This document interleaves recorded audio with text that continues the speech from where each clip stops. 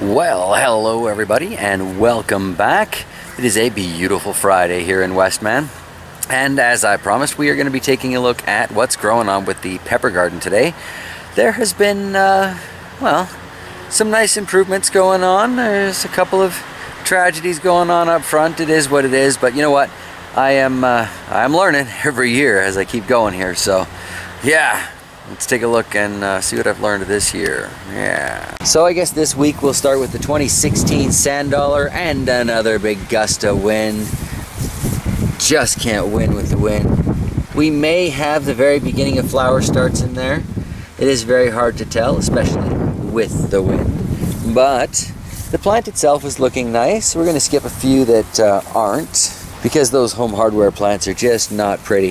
However, the Aji Calabaza here, we got a pepper bomb there, we got a pepper bomb there, we got some nice wide open flowers on here. That's exciting. I think we still got time for these to ripen up outside. But I probably am going to try and bring both of these Ajis in, because they look like they're pretty happy and productive plants. I mean, this one here in particular, the Aji Ahuachapan. Oh, look at that, pepper's back here I didn't even know about. This thing is loaded. Still waiting for some of that orange, but the numbers are certainly there. And there's fresh ones starting every day. Look, there's a finished flower. Pull that off. Gently pull that off, and what do you know? Pepper bomb. That's wonderful. I think this is going to be becoming one of my, look at that, nice fresh flower there. Going to be one of my favorite plants. Definitely hope to bring that one in. See what it does in the second season, like this Oro de Ecuador. The leaves don't look terribly happy on this, and I'm not quite sure what's going on there. Probably could use a good nutrient boost. There's an awful lot of plant drawing from the very tired soil that's in there, but there are a lot of peppers on here. Some tiny, some larger ones, some more larger ones. Nothing taking color yet, but I suspect it'll be coming soon enough. And I'm pretty sure they'll be fairly obvious. As I recall, these are a bright yellow pepper, so even I should be able to see them. But still flowers everywhere. There's a freshly finished flower, so pepper bomb. Open flower, freshly finished flower, so pepper bomb. This is an amazingly productive plant. And odds are, yes, I'm going to try and season 3 this one, which means trying to overwinter it again, putting it through all that stress, but it survived once. And if it can do it once, then I'm going to try and bet that it can do it twice. Worst case scenario, it doesn't, you know, whatever. It's a plant, these things happen. But it sure would be great to see a 3rd season out of that, or a 2nd season out of either of these. Up front here, the little matchbox is definitely settling in, seeing more and more flowers and pepper starts on there, so that's going to be nice. You can see at least 4 happy little pepper starts in the middle of that thing. Fantastic.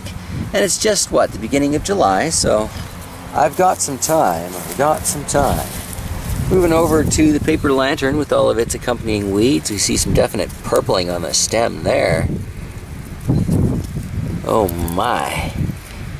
In some of my past experiences, that means there's a really hot little pepper about to come off of this plant. And I am seeing quite a few flower balls forming on here. That one's about to open, that one's knocked down. Definitely time to come in here, pull some weeds, give that a little bit more room to grow. The red demon over here, it's got some more flowers on it. Oh, another gust of wind. Nice sharp little pepper there. These guys are vicious. They're not crazy, but they're, oh, you notice these. So that'll be nice. Looks like that's going to be a good productive pepper too. All right, off to the back patch. I'm going to start with a quick look at the slightly rearranged trolls garden here, because we got lots of peppers coming up on this, probably not a crimson red, and that is wonderfully exciting. And lots of flowers. on the Sugar Rush cream. I thought this one had a little pepper balm on it. Sorry. Lots of flowers on the Sugar Rush cream, and we do have a little pepper balm on here. So that's coming along nicely. Definitely needs a new batch of nutrients. I never got that rain, so it needs some water. Kind of dry in that one. Oh, and that poor Not a Super Chili. Alright, moving on. I'm going to keep it kind of quick today. Take a look at this one hot lemon here, where we've got a nice open flower. It's a good sign. So that's fabulous. I actually kind of thought the one with the stake would be the first one to have an open flower and produce signs of fruit, but even though it's such a nice bushy looking plant, and it's certainly got lots of flower starts on there, none of them have opened up yet. But that's exciting, because I kind of liked these hot lemons. Nice little pepper. Sliding over here to the Sugar Rush Peach. This one's worth taking a look at, because we definitely have pepper. There's another one, couple of them there. That little pepper balm there, open flower there. So it looks like I am going to get some of that productivity that I've seen in so many other gardens. It's very exciting. It's a beautiful day. The kids are having fun in the neighbor's pool. Can't hardly blame them. Kind of want to join them. But I think we all know if I had a pool, I'd have goldfish in it. There's the Sugar Rush red there. From a distance, I can kind of see a few flowers forming on there. So we're probably going to get something this year from that. That would be nice. And then we'll scan back to, I think, that pennock. Haven't gotten rid of the mulch around these last two peppers here yet, but I will take care of that when I mow, which is probably today or tomorrow. Anyway, here's one of those ahi pennocks. It's got an interesting sort of wicked look to the bottom half of that puppy. This particular pod makes me kind of nervous. I don't know, got this one back here. Not so much. That, you know, it's not a jalapeno by any means, but nowhere near as scary, you know. It doesn't have the bumps and stuff. So I think when it comes tasting time, I'll be tasting this one, and we'll let Shocks try that other nicer looking one. Pan up to that super chili. That every day I think more and more is probably a garden salsa, but we will find out in the long run, because it already has a couple of really nice looking peppers on here. Oh, it has a few of them. Any more hanging out down there? It's got at least 3, and I pulled some off of this already for that green chili salt, so that's kind of interesting. Got some rocks down here at the bottom. My thoughts on the rocks on the bottoms of these things seems to be working out. When I've made a decision one way or the other, I'll share. Here's a nice example of a red demon pepper. It's a very skinny, sort of pointy, sharp little pepper.